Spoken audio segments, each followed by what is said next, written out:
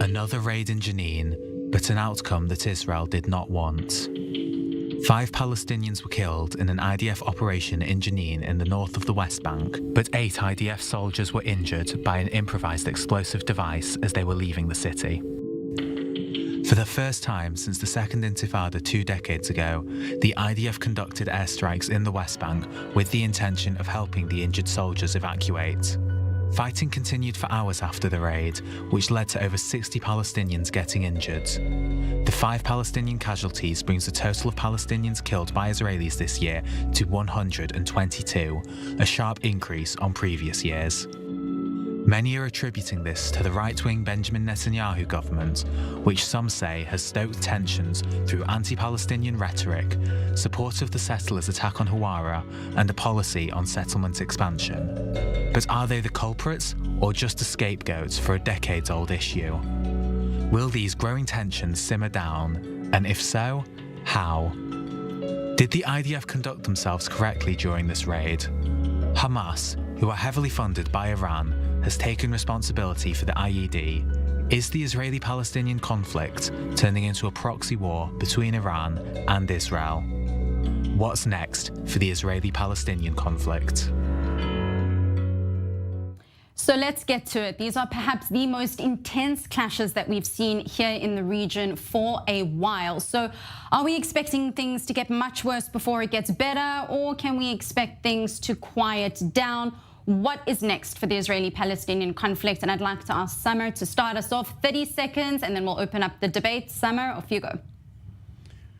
It depends on the stronger side of this conflict, which is the Israeli side. And from what we are seeing now from the current Israeli government that is kidnapped by Smotrich and Ben Gvir, we are going towards more expansion of land, more settlements, regardless the reservation from the American side and all the international community. We are heading toward more operation and military operations inside the West Bank and Gaza, thus a lot of victims falling down from both sides. We are going to a very bad scenario. John Lyndon, your 30-second take? Yeah, I mean, in the immediate future, things look very bleak. Violence, as you mentioned in your package, is escalating. The growth of militias, particularly in the north of the West Bank, the Palestinian Authority at its weakest ever point, and the government of Israel containing some of the most extreme elements we've ever seen inside ministries, some of whom are on record saying they want the PA to collapse. So the immediate looks pretty bleak. However, it feels like the end of an era, maybe. And I think what's really important is what voices are to the fore to help to frame what happens next. Because right now, some of the worst people in the region are directing the chain of events. And last but definitely not least, Reserve Brigadier General Yosef Kuperwasser. Yeah, well, I have to agree that we are going to witness more violence because the Palestinian Authority cannot control the situation in the northern West Bank. And the radical elements are there, and they are actually encouraged by the Palestinian Authority to keep doing what they're doing, because they keep paying the terrorists for their activities. So I don't think that this is going to change. It's been going like that since March last year, and this is going to continue, unfortunately. Now, gentlemen, I want to open up the debate floor by encouraging you all to interact with one another, obviously with respect. But we mentioned in the report, and we also heard now, that Israel's far-right government has been accused of stoking the fire here. So how much can they be blamed for fanning the flames here? Are they really at fault for some of the violence that happened today, Summer? Well, definitely. I don't see the tactic of keeping invading Palestinian areas, especially Area A, even in Jenin, which is totally where the PA totally lost control. I don't see a continuous invasion for these areas have any security value. You keep creating friction with most of the population, which is civilians. Most of the civilians who are fallen, most of the fallen people on the Palestinian side are civilians. And this keeps the flame, this keeps the fire out. The Palestinians don't tolerate these invasions wave after wave. I don't think that this is the way that you need to solve the conflict. The conflict is not security and military. The conflict is political. Instead of doing operations inside Area A, Israel need to have some political step, some diplomatic step, should continue the progress of the peace process, of Oslo peace process. From 18 years until now, Israel did not withdraw 1 centimeter from any other Area A. According to the plan, Area A should be expanded and more Area B should be included in Area A. So everything has been frozen by the Israeli side. And instead of going to a diplomatic path, they keep doing these military exercises that only can bring more casualties, can bring more motivation to the desperate Palestinians. The average young Palestinian in the street lost hope. He doesn't have any hope in the future. So they resort to violence. And we need to stop this circle of violence. The one that can really stop it is Israel. The one that is keeping Abbas in power, that is preventing Palestinian election, preventing a change in power, a generation change, is Israel. And we are all stuck with a very old and unuseful president that keeps self-employing himself, while 80% of the Palestinians want him to leave, and Israel supports him. Yosef, I see you shaking your head. You're not in agreement there? I'm in agreement with part of what Samar said, but not with all of it. It's blaming everybody else, but the Palestinians is a way of just perpetuating the problem. It's, what needs to be done is a change on the Palestinian side. Israel doesn't enter the Jenin area just because it doesn't have anything to do in the afternoon. It's all at night. We do that because we have to protect ourselves, because we need to arrest people who were planning to carry out terror attacks. That was the purpose of our activities this last night and every night that we enter different places. And the problem is that these terror groups are supported by Iran, by Hamas, by the Palestinian Authority, by everybody. And this has to change. I'm not saying that Israel doesn't have to adopt a different policy. Our policy of strengthening Abu Mazen is a problematic one. If there was anybody on the Palestinian street that would have adopted a more pragmatic attitude towards Israel, a more pragmatic attitude towards recognizing Israel as the nation state of the Jewish people, we would have supported him. But unfortunately, I don't see these people present on the Palestinian political scene. That's the problem. Touching on, we know that Hamas and the PIJ have become a lot more active in the West Bank, but touching on the IED device that hit one of the tanks today, could it be assumed that this is an act of Iran? And this obviously comes on the backs of the fact that Hamas and PIJ leadership are currently in Tehran meeting with Iranian officials. John Lyndon? I mean, possibly. I'm not an expert on where funding is coming in or on the different sorts of IED devices that are being used. We have 56 years of military occupation in the West Bank. There's been violence throughout. It's sort of a function of a conflict and occupation. I think the idea that just a new security strategy by any Israeli government can permanently quell it is just not realistic. We have enough data over the course of the last half century to know that, and other comparative models from other conflicts. And even with the issue of Iran, as problematic an actor as they are, we also have decades of different groups in the Middle East putting weapons and money into the region and supporting their own favorite militia or terrorist organization. None of that is going to change. There isn't going to be a new policy cooked up in the Kiryat, which is going to radically reduce violence in the West Bank permanently. What's required, as Samar mentioned earlier, is a political solution, but that feels some way off at the moment. So I think what's really, really needed is very, very immediate engagement from the international community to de-escalate. I know that word is kind of a cliche at this point. We've seen it happen in the Gaza-Israel escalations that have taken place over the last decade and a half fairly frequently. What's much more challenging in the West Bank is that, as I think both the other panelists mentioned, the PA is very weak. It's not in control of these northern cities. We have other foreign actors like Iran who are trying to escalate the situation. And so in that sense, it needs much more engaged and deep involvement from the international community. I'd love to see the Biden administration appoint a special envoy, as many of the previous administrations have, and to give the Israeli-Palestinian conflict the attention, the hierarchy that it's required of importance, because otherwise this is probably going to continue to get worse. And as I mentioned earlier, we have governing authorities in both Jerusalem and Ramallah who are either partially interested in further escalation or in very, very hardline violent steps to be taken, or are too weak or marginalized to be able to really impact events. And that's where the international community has a real responsibility. If that's structurally what's going on, I think this kind of arm's length approach that we've seen, and I don't want to make this about the United States, it's true of Europe and other actors too, to simply try and tactically work through issues like Ramadan or a Gaza escalation, rather than more strategically intervene and say, what are we going to do over the next 6, 12, 18 months to radically transform the situation in the West Bank?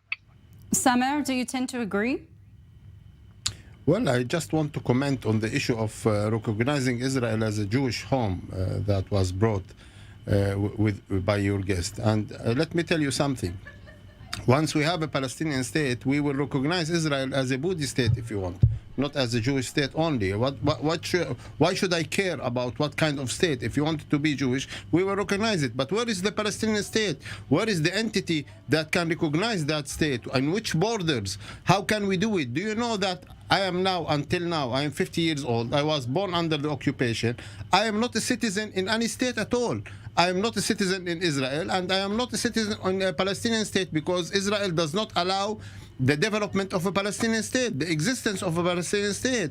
So in a way or another, it is Israel to be blamed, because it is the strongest part in this equation. It is an atomic state. We are simply a population that has no institutions to be able to compare to Israel.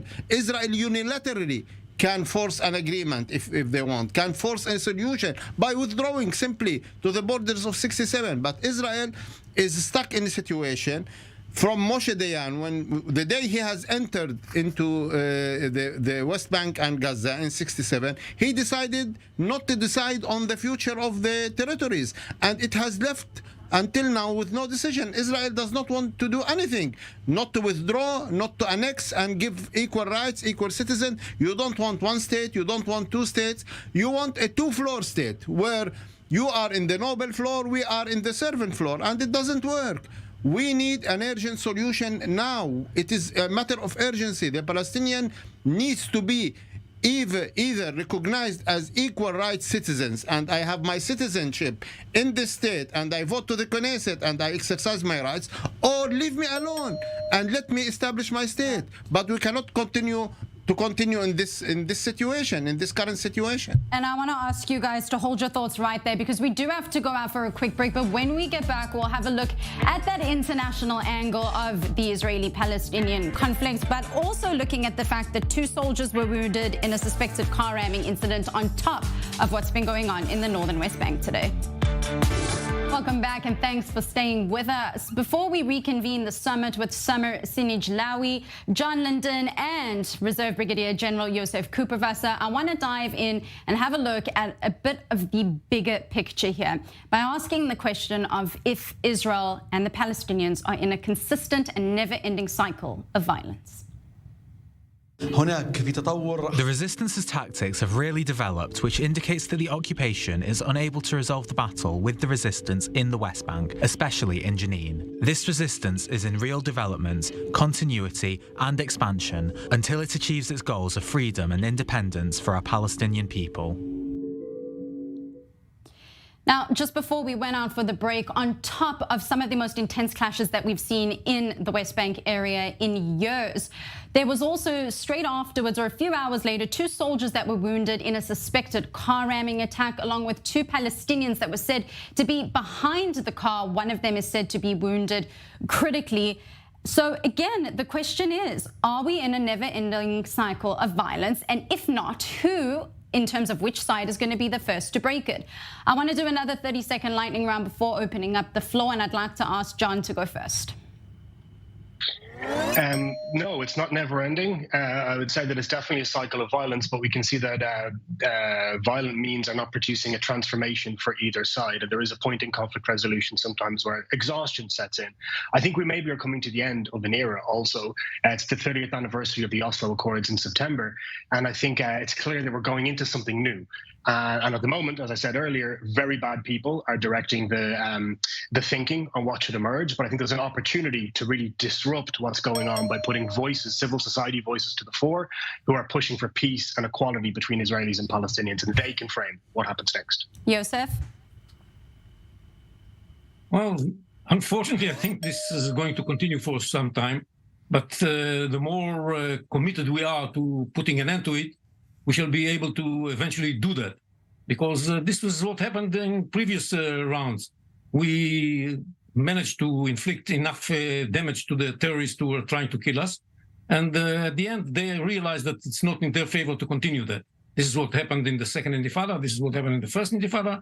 And I believe this is going to happen now. And most of those who are killed in this round of violence, is in this case, unlike what Summer said, are not civilians. Out of the 122 people that were killed, Palestinians that were killed since the beginning of the year, almost all of them were terrorists that were either the target of Israeli activity or were shooting at Israeli forces while they were while they were carrying out the operation in order to arrest the terrorists themselves. And Summer, your 30-second take?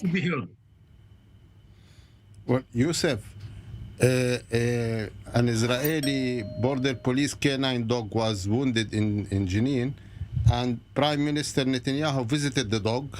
The chief of the police visited the dog. 2 weeks ago, a baby of 2 years old, Muhammad Tamimi, was killed by IDF. It did not even make news in any TV channel. This is the comparison. That's not true. It's true. Trust me. I follow all the news in Israel. Nobody nobody paid an attention. The life of Palestinian does not worth anything. A dog wounded in Israel is more important than hundreds of Palestinians killed. And now the Palestinians are not only killed in Jenin, they are killed in Nazareth and Jaffa. And Israel, the whole establishment, the whole state does not care of doing anything. Only invading Palestinian cities to kill more Palestinians, but nobody cares about the Israeli Arab Palestinians who are killed daily inside Israel, and nobody is taking action. How will this violence end? It will end only if the Americans decide to interfere. Now the Americans claim that they are busy in China. I tell them, you can walk and chew a gum also. You need to pay attention to the Middle East, and you need to intervene to end this violence. Without the intervention of the Americans, nothing will happen. And now the Americans, they have withdrawn from the Middle East, all the Middle East, from the Iranian file, from Syria, from Iraq, from Palestine, Israel. They don't want to be intervened in anything. They want to be away. I'd like to open up the debate floor by touching on exactly what you just pointed out. Everyone here has mentioned the need for international community and the Americans in particular to get involved. But what involvement is it that you are all expecting in this region that hasn't already been said or done or at least attempted in the past? Yosef, you look like you want to answer. Yeah, well, I certainly expect the Americans to be more involved in an effort to stop the Iranian activities, both on the nuclear realm and other issues of supporting terror around the Middle East, and especially against Israel. And this is something that, unfortunately, what the Americans are doing is actually helping the Iranians to continue with their path. And I hope this is going to change. And I definitely want the Americans to help, and that's something that they are doing, to help even more in establishing peace between Israel and Saudi Arabia, and widening and broadening the Abraham Accords.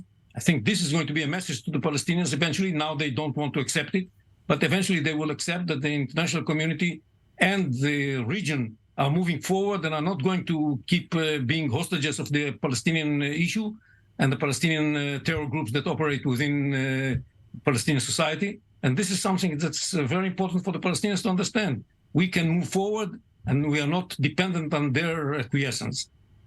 John, do you tend to agree? I would like to see much more pronounced U.S. involvement. I mean, at the point around the Abraham Accords and Saudi Arabia, to create these linkages so that normalization in the region is not a lesson to the Palestinians that they are being left behind, but is instead used as an opportunity to try and leverage some genuine progress on the Palestinian issue. And I think that is actually very possible if the US engages deeply and prioritizes issues that can improve the situation for Palestinians. I'd also love to see the kind of the administration slogan around equal measures of security, prosperity, dignity made real. So that we're seeing really concrete and practical policies put in place that close the gap of equality that exists between Palestinians and Israelis. And we get, we had 4,000 new settlements being announced a few days ago, and the US will issue statements around their concern, and not just the US, Europeans too, but nothing really changes with regards to the calculus with settlement construction. I'd love to see, like very tangible things around day-to-day issues around the lived reality for Palestinians and Israelis, the separation between them. At the moment, we have walls, permits, checkpoints, completely kind of controlling how Israelis and Palestinians can engage one another or not, as tends to be the norm. And that's not been forever. That's a relatively recent thing. And I'd love to see the United States trying to engage in a way that can actually create many, many more opportunities for Palestinians and Israelis to connect with each other and begin to figure out what this next era we've been speaking about is going to look like.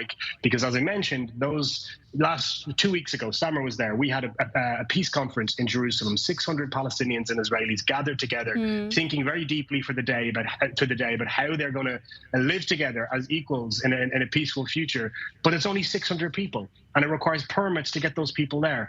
The United States and others could really engage both governing authorities and open up new shared spaces for Palestinians and Israelis, particularly for young people. And because that's the other point, the worst trends that we're seeing, whether it's the growth of the militias in the West Bank or people voting for the far, far right inside Israel, it's being powered by the youngest Israelis and Palestinians. And they're the people who don't remember Oslo, don't even remember the Second Intifada now at this point, and are coming of age in this situation that's lacking in any kind of hope or diplomatic horizon.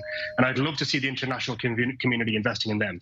And Samar, your final take in the last minute that we have left. Is this actually viable with a Palestinian Authority president that keeps re-electing himself and a very far-right government here in Israel?